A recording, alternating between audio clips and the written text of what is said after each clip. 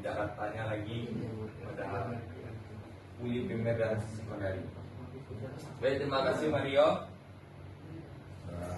Mana kelompok 1? Oke, baik Pak. Ini saya dari kelompok perwakilan dari kelompok 1 akan menjawab pertanyaan, yaitu apa yang akan terjadi jika persentri pada motor metik sudah terlalu renggang? Kira-kira komponen apa yang akan menanggung dari dampak tersebut? Nah, jadi jika persentri ini sudah renggang atau lemah, itu tidak hanya berdampak pada performa yang ada di CVT tersebut.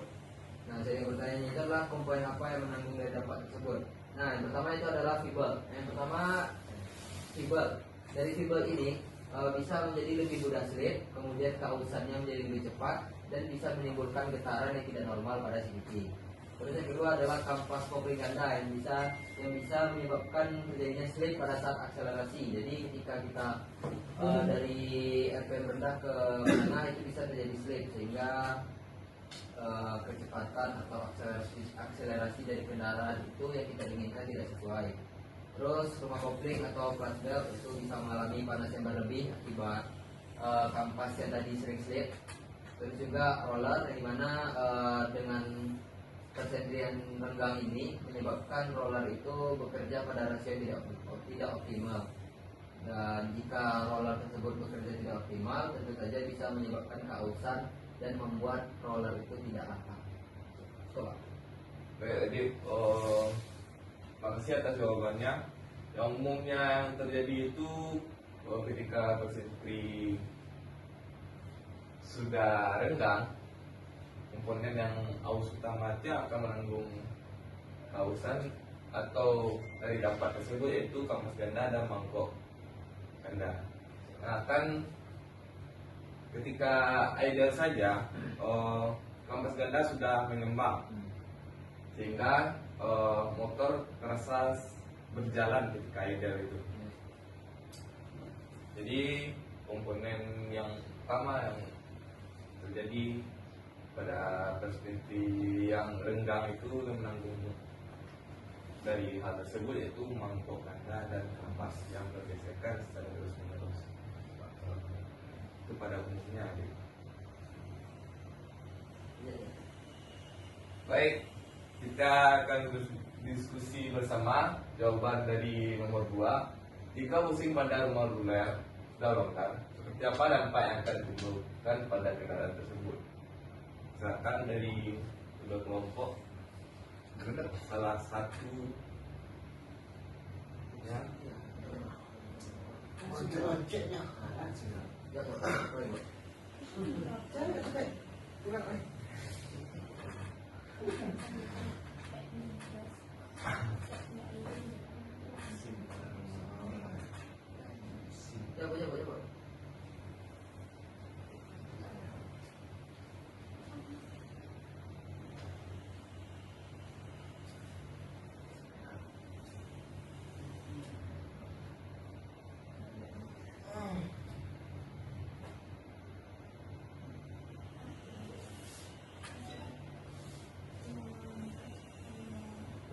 Pak, ini dapat dengan kedua Pak. Ya, silakan Mario. Ada beberapa dampak yang akan timbul Pak.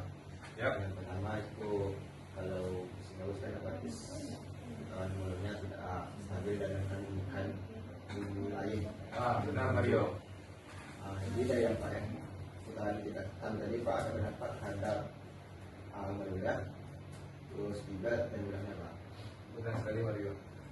Yang itu dampak dari kendaraan tersebut, pertama itu akan bunyi kasar koclak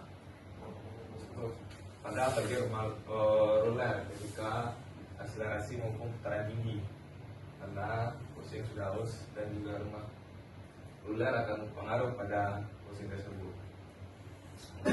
Baik. Pak izin nanya Pak. Baik, silakan Indah.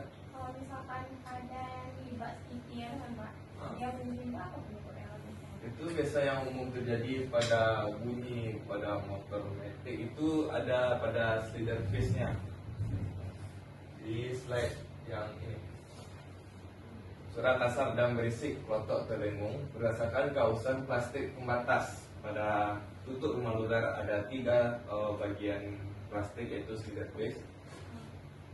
Kemungkinan itu penyebab bunyi yang agak kasar yang pada umumnya harus diganti. Masalahnya itu yang sering aus dari komponen motor metik. Baik, ada masih pertanyaan dari rekan-rekan sekalian?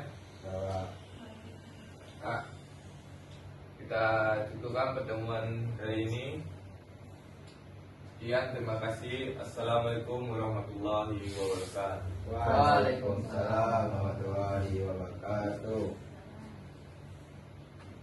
Boleh. Titik sarannya baik. Kalau boleh ada bisa. Ya. Mana? Dari kota. Ini lah. Selanjutnya Sayangkan.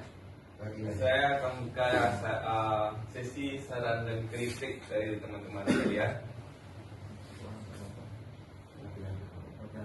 Perwakilan dan dari masing-masing kelompok. Kami dapat dua dulu Pak. Oke. Masuk ke kami Pak. Semangat cinta. Baik, saya memberi saran sedikit untuk penyampaian materi pada Pak OM. Yang pertama itu penyampaian materi itu udah bagus, cuma melihat materi kepada mahasiswa masih kurang. Nah, kalau diskusi itu harus dipikirkan sedikit lagi untuk menyampaikan pertanyaan itu. Itu saja soal dari kami. Baik, terima kasih Cindra dan sarannya. Baik, silakan. Lanjut ke satu. Oke. Kita lagi ya. Ya, dashboard. Baik. Jadi Pak Roem, Ya. yang pertama itu kita berbicara PPT dulu. PPT itu gambar kita pun tidak ada. Gambar komponen, mentah bentuk komponen gimana nggak tahu itu. Jadi gimana siswa bisa memahami bentuknya, jadi dia nggak tahu kan di mana bentuk dalamnya itu. Oke. Mungkin itu bisa ditambah gambar komponennya, gimana cara kerjanya. Mungkin itu. Yang kedua, mungkin sama kayak nomor satu, refleksikan lagi ke siswa-siswa yang di sini. Jangan kayak fokus ke depan saja. Yang ketiga, Bapak Radim ini kayaknya apa bilang ya, selalu fokus kepada PPT saja, kayak membaca PPT saja. Saya acuh-acuh aja gitu. Dia Arif tidur aja nggak ada acuh-acuh aja itu. Ya Arif, lewat dah mana? Mungkin saja deh. Baik, terima kasih Putra.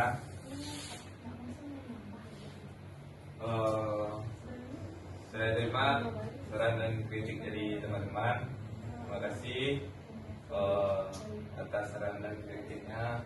Assalamualaikum warahmatullahi wabarakatuh. Waalaikumsalam. Sudah dapat evaluasi.